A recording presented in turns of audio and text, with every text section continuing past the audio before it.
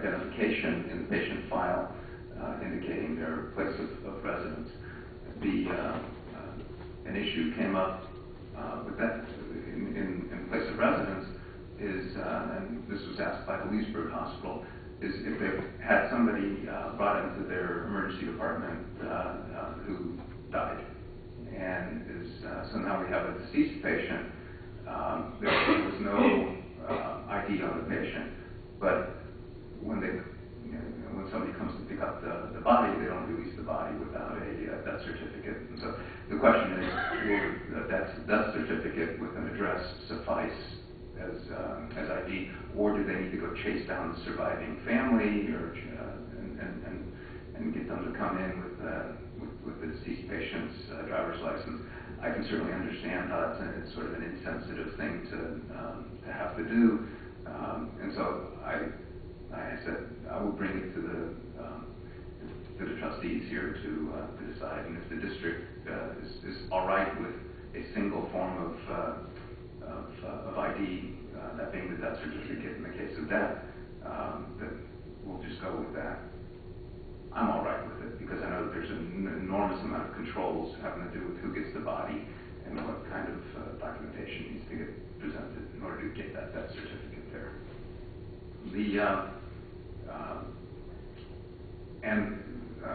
We also, so all of the testing, except for the last little bit, which is the lower of cost or Medicare reimbursement, was completed with regard to the Waterman Hospital submission. And so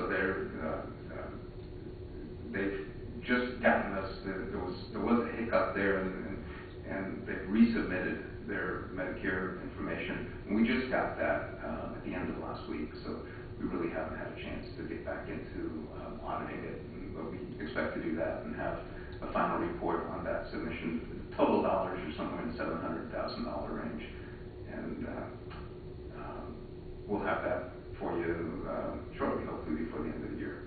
The Florida Hospital Waterman Clinic submitted 60 claims that totaled $11,700 and change.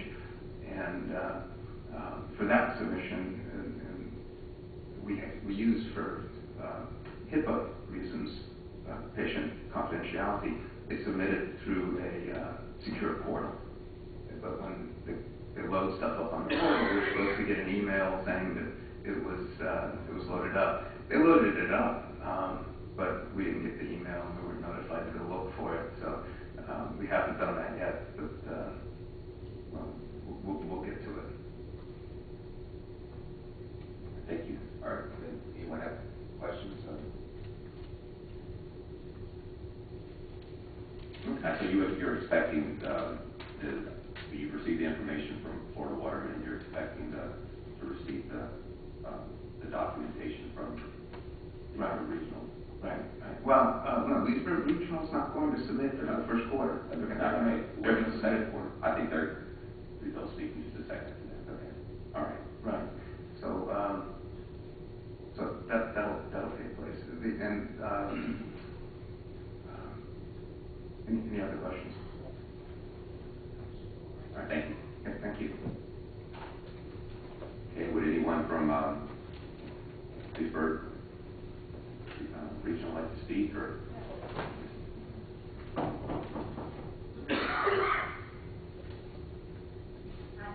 I'm Diane Harden. I'm the Chief Financial Officer of Leesburg.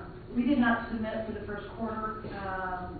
We are going to submit all of it in the second quarter. We're still going through audit processes where we have to put the spreadsheets together and then calculate the lesser the cost or the reimbursement.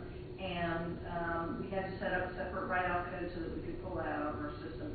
We're going to submit everything of what we have. We actually did not, because we're doing based on write-off date. The actual write-off date will all be in the second quarter. So you'll get two in one. And we are still asking clarification on some eligibility questions that have come up, because we don't want to submit an error and then have an error, obviously. So I think everyone was warned of that the last meeting. Yeah. So so we're erring on the conservative side, make sure that we get it right. Any questions? Thank you. Thank you. Florida Waterman, you submitted yours. Do you have any comments this evening? Okay. And any of none of the providers are, the clinics, none of the clinics are here this evening, I don't believe. Oh, okay. Oh, there we go. Do you have any comments this evening? Okay. All right. Just our deep appreciation. All right. Thank you. All right. So, I don't know that there's any action that's required by the board this evening in regards to the audit, since they're still in the works. Is there any comments on the board? I think we're just still in the learning stage, gathering data. I'm surprised on $180 a patient. I thought that was pretty reasonable on Waterman's deal. Surprised me it's that low, relatively. But looks like we're gathering data. We're very much into this thing, and we got a lot to learn. Thank you. Okay. Just, did we, And Madison, Florida Hospital Waterman, just a clarification, based on what we heard from the auditor, do you as a board need to take an action based on his request regarding the information clarification? Yeah, on the death certificate, yeah, let's discuss that. I think for the board members, we have some basic policies and procedures that were adopted that require essentially one of those requirements is 2 forms of identification of the address or where the person will live. Is that correct? Correct. Okay. And so the issue is that will be sufficient for someone who passed away during their treatment, that only the death certificate be provided rather than having to provide two forms of identification. That's correct. I personally don't have a problem with that. The coroner is going to make sure that the documentation is done on where the person lives. Mistakes can be made on that. I've seen it and have had to correct it, but generally those are going to be correct. And I agree. I agree with the recommendation too. Do we need a vote on this? Would you mind, please? Okay. I make nomination, we agree to accept the one documented death certificate for the clinical verification and for the request and make a move we do so. Second. We have a motion and a second to accept a death certificate as a single form of identification to satisfy the auditing requirements in the case of death of a patient. Correct. Any further discussion? All in favor? Aye. Any opposed? Okay, thank you. All right. The next item on the agenda this evening is the recommendations of proposed changes to House Bill 1299. And so we had discussed at the last meeting is that we have the legislative session that starts in January. The current legislation has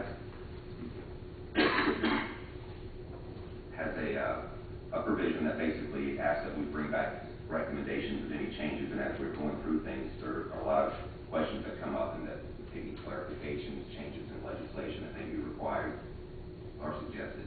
And so Mr. Carpenter had agreed from the last meeting that he would participate at least through today in assisting with that.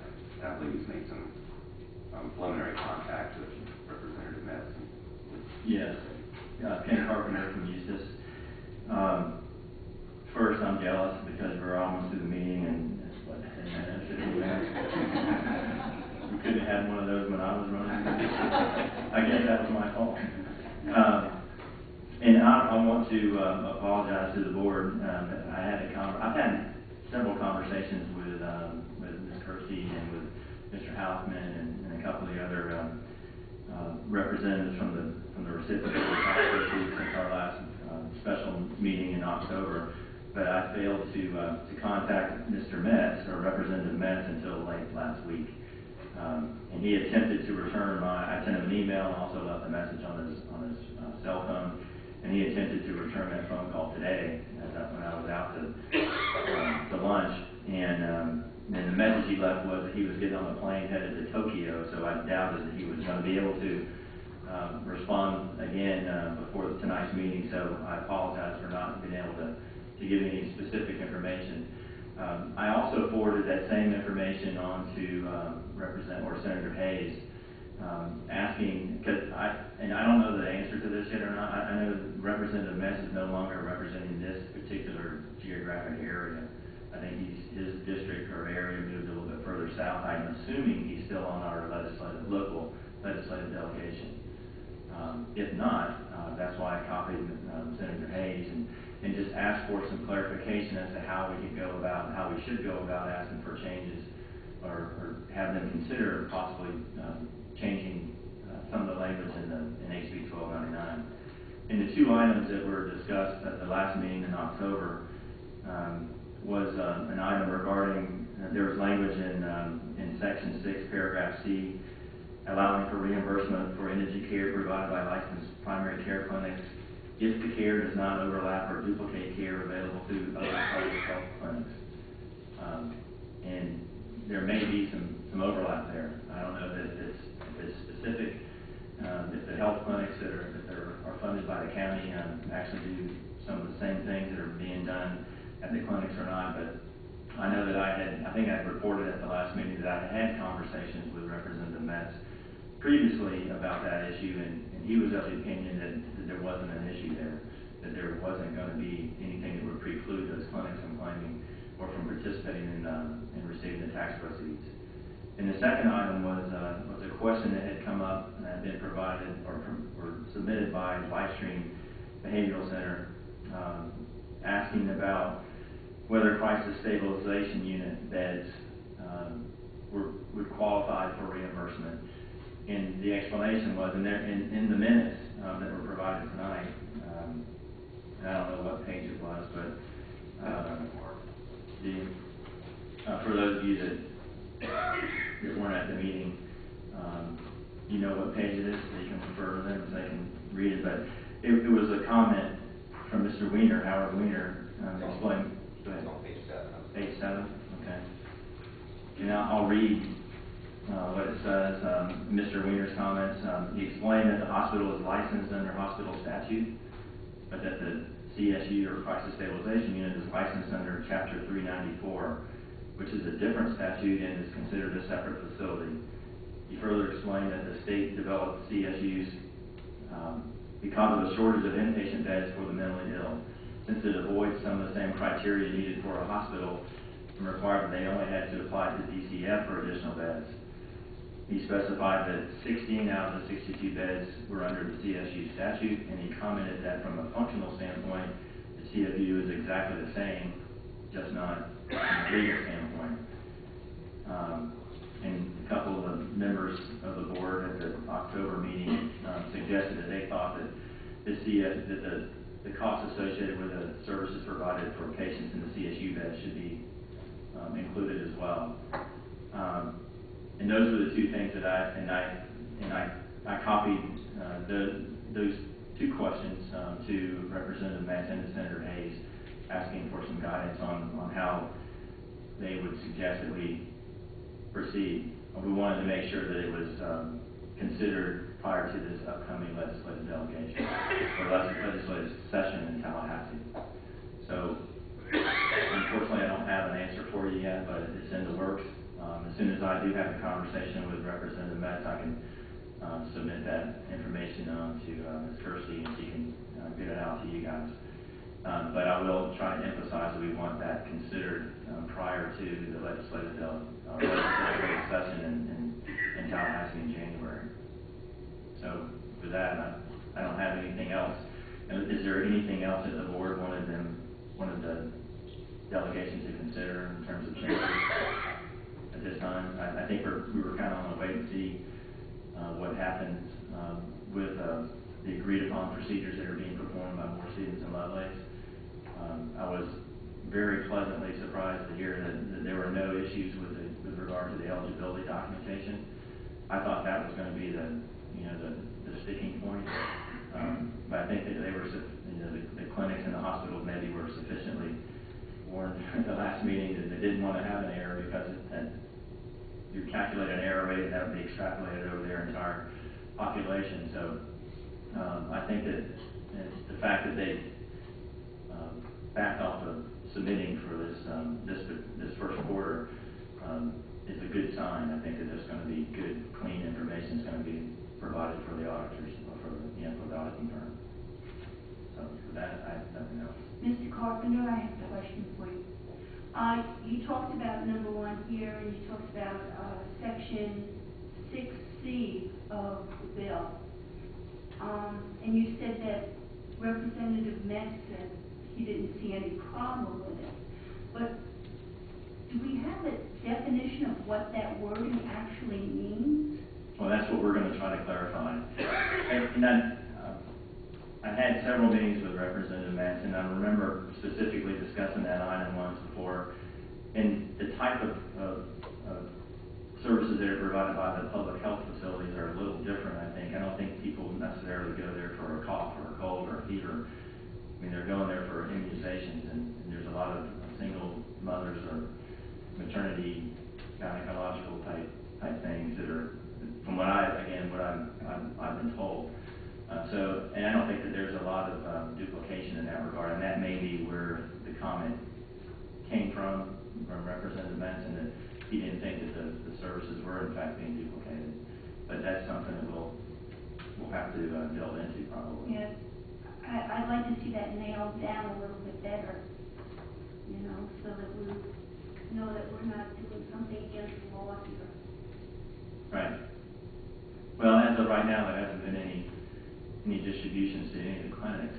I think there's only been one clinic that submitted anything, and the hospitals are excluded. I think that language that I referred to in section 6C was specifically identified or pertaining to the clinics, the free clinics, not the hospital. So there's not been any money dispersed yet, and that will probably come up in the second quarter, and hopefully we'll have some information, some more specific information and guidance for you at that time. Is that language, does it say duplication of services, or they're provided funding from other sources?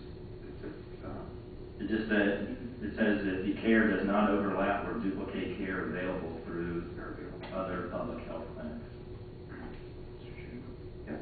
I would submit that where we have a situation where we don't have clarification, acting in the best interest of attempting to comply rather than inaction is better.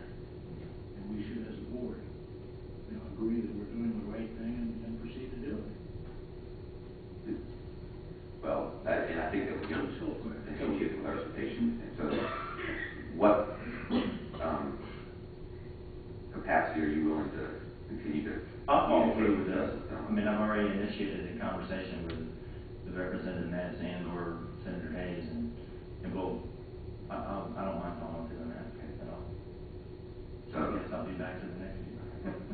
Now, And the board. the next and next. Now, the board, of course, we have a new board, and so at the prior meeting, Mr. Carpenter had agreed and volunteered to continue in that capacity for a brief amount of time in regards to communicating the changes. So we have a new board, and so if there's any discussion about continuing with that approach, or if there's a different approach that the board would like to proceed on As that. a new board member, I think we're very fortunate to have Mr. Carpenter agree to provide at no cost his services. All right, thanks. Thank you. Thank you, Mr. Carpenter. Any other discussion from the board on this matter? Okay. All right.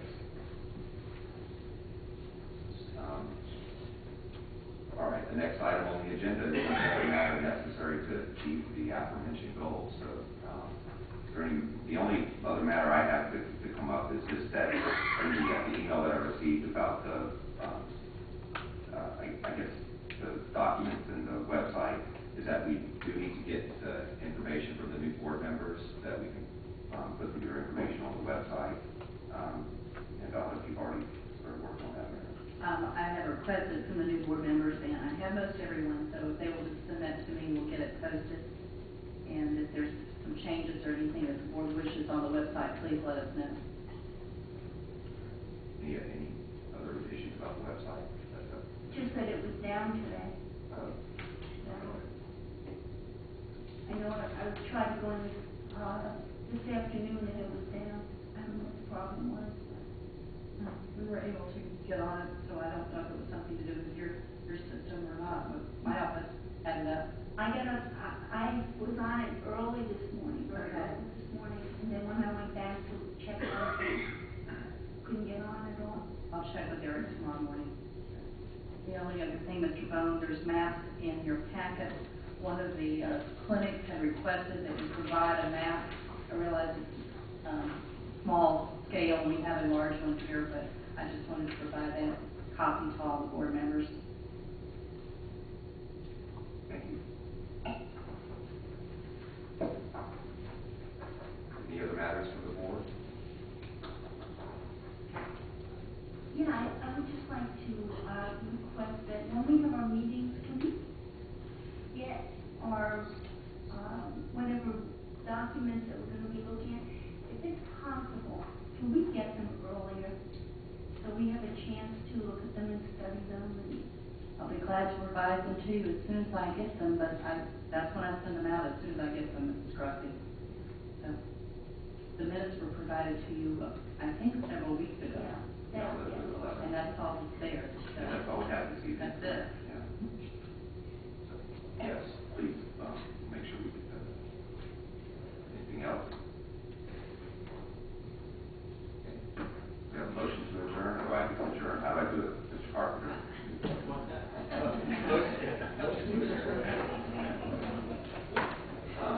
I think, well, we're gonna have our, on the 24th, we'll have our regular meeting. And at that meeting, we'll have further discussion about audits and what we thought, and I think we'll be finished by then. We'll have public input then at that point. We'll also have election of officers in January in the meeting. Right. All right, so we'll stand adjourned. Thank you. Thank you. Merry Christmas.